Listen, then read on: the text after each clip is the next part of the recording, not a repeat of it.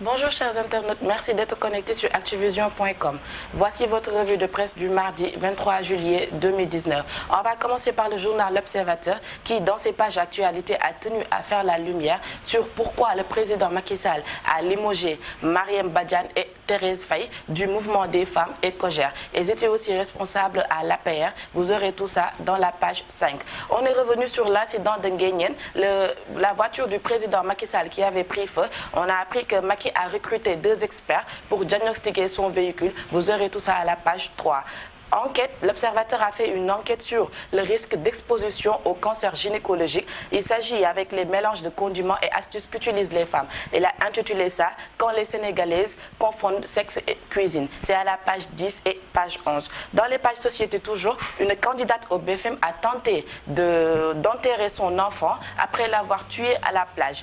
Dans les pages de Tribune a tenu à rendre un dernier hommage au grand mécène qui était Amat Amar, PDG d'Enema Sanders. Toujours dans la page 4, assassinat du journaliste Deida Idara en Gambie. Un militaire accuse Diamé d'en avoir donné l'ordre. Meurtre de l'universitaire Mamadou Barry en France. Un suspect arrêté puis relâché pour des raisons médicales.